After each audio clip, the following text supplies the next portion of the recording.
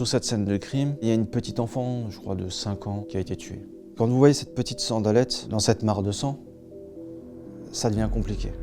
Avant d'être dans le nettoyage post-mortem, j'ai travaillé dans le funéraire. J'étais porteur, fossoyeur, j'ai un petit peu fait de tout. Nous intervenons dans le cadre de découvertes tardives. Ce sont des défunts ou défuntes que l'on va découvrir dans les logements de quelques jours à plusieurs années. On s'occupe aussi des suicides et puis des homicides ou nettoyage de scènes de crime, comme on peut l'appeler. Quand vous faites ce métier-là, il y a des choses que vous allez voir qui vont vous marquer au fer rouge. Après, il faut savoir vivre avec. Vous savez de quoi est capable un être humain dans la noirceur. En une fraction de seconde, des fois, tout s'arrête. Une scène de crime, elle se nettoie de deux manières. Vous allez avoir la scène de crime où on va être sur un nettoyage de surface, parce que ça va suffire. Et vous allez avoir un second type de nettoyage où là, on est vraiment dans une décontamination pure et dure, où on va devoir vraiment enlever des matériaux. Pourquoi ? Parce que soit on va avoir du sang qui s'est infiltré, alors on peut avoir du sang qui s'est infiltré sur un plancher, on peut avoir du sang qui s'est infiltré dans du placo-plâtre, dans les cloisons. Après, on peut avoir, parce que les enquêteurs, donc que ce soit la police scientifique ou les techniciens d'investigation criminelle, vont utiliser certains produits. Et comme c'est quelque chose de cancérigène, vous ne pouvez pas laisser un produit cancérigène sur place. Donc là, il va falloir démonter.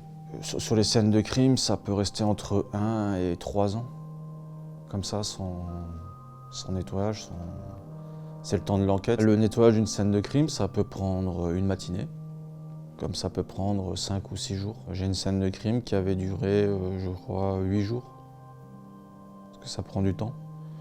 Vous savez, quand vous nettoyez du sang, vous ne pouvez pas vous dire « je nettoie 7 heures d'affilée du sang ». Pourquoi ? Parce que vous allez avoir forcément des grosses gouttes de sang qui vont être projetées, mais vous allez avoir aussi des toutes petites gouttes. Donc des micro-gouttelettes. Au bout d'un moment, votre œil s'habitue aux détails. Donc il faut que vous fassiez des pauses pour que votre œil se repose. Et après, vous revenez et vous nettoyez. Donc ça peut prendre un peu de temps. Et après, ça va dépendre sur quel matériau on a du sang. Concernant l'odeur de la mort, ah oui, on s'y habitue. S'y habituer, c'est pas dans le sens où quand vous arrivez quelque part, vous ne sentez plus rien. Vous aurez plus ces maux de cœur. C'est quelque chose qui ne sera pas, entre guillemets, dérangeant pour que vous puissiez travailler. Bon, il y a des endroits, quand on y arrive, ça pique quand même. C'est pour ça qu'on a des masques qui nous protègent aussi des odeurs. On peut être soit appelé par des magistrats. Donc les magistrats, des fois, prennent contact avec nous par le biais des enquêteurs, ou soit directement, ils viennent à nous. Ou sinon, ça peut être les familles qui font appel à nous, puisque là, il n'y a pas de prise en charge de l'État. Et je tenais vraiment à rappeler une chose, c'est que les réquisitions sur les homicides, c'est au bon vouloir du magistrat. Ce n'est pas une obligation. Oui, il y a des scènes qui ont été marquantes. On intervient donc sur un double homicide dans une maison. Sur cette scène de crime, il y a une petite enfant, je crois de 5 ans à l'époque, qui a été tuée. Quand on vous le dit, que vous lisez le dossier, vous avez encore cette distance. Même si vous voyez des photos, vous avez toujours cette distance parce que vous n'êtes pas dans le lieu. Et le lieu ne vous imprègne pas de ces émotions, voyez-vous.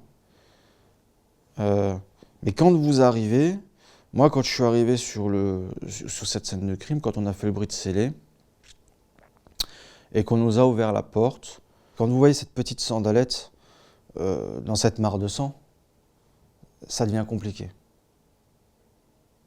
Parce que vous savez qu'il y a une petite fille qui n'a rien demandé en fait. En plus, de surcroît, cette petite fille, quand on avait les photos, elle ressemblait beaucoup à ma fille. Aujourd'hui, j'arrive mieux à en parler, mais c'est vrai qu'au début, quand j'en parlais lors d'interviews, je devais faire une coupure parce que je reste un humain et au bout d'un moment, je fondais en larmes, vous voyez. Et c'est quand même quelque chose qui est en moi, quoi.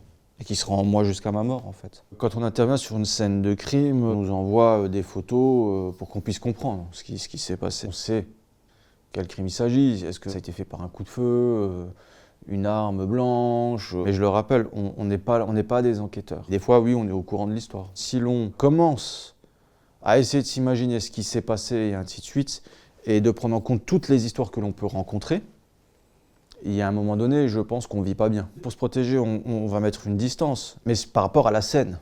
Parce que quand après vous êtes en contact avec les humains concernés autour. Des fois, c'est des gens qui ont besoin de parler, donc on fait un peu aussi parfois, même souvent d'ailleurs, office un petit peu de psychologue. Quand on est en appel avec une famille ou autre, moi ce qui m'apporte en premier en fait c'est l'humain.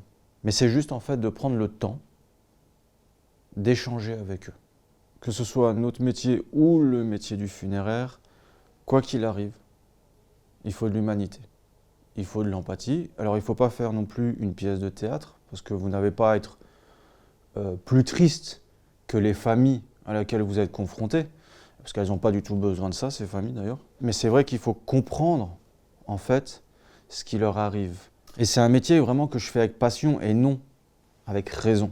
Et je suis un fervent défenseur de notre activité. Le rapport que j'ai avec la mort est le même que j'ai avec la vie. Pourquoi ? Parce qu'il y a un début et il y a forcément une fin. Seulement la fin, chez nous en France, c'est devenu quelque chose de tabou. Et c'est là où aussi, entre guillemets, il y a des drames. Parce que si on ne prépare pas ses enfants à la mort, à sa propre mort, ces enfants-là, le jour où ça arrive, vont être perdus, ne sauront pas forcément ce qu'il faut faire et ainsi de suite. Donc je pense qu'il est vraiment important de lever ce tabou sur le sujet de la mort pour que justement, au moment où ça arrive, tout le monde a les bons réflexes. La mort, ce n'est pas quelque chose de, en parlant vulgairement, de moche, vous voyez ? C'est quelque chose de naturel. On peut être riche ou pauvre, on finira tous au même endroit, hein. On est tous égaux face à la mort.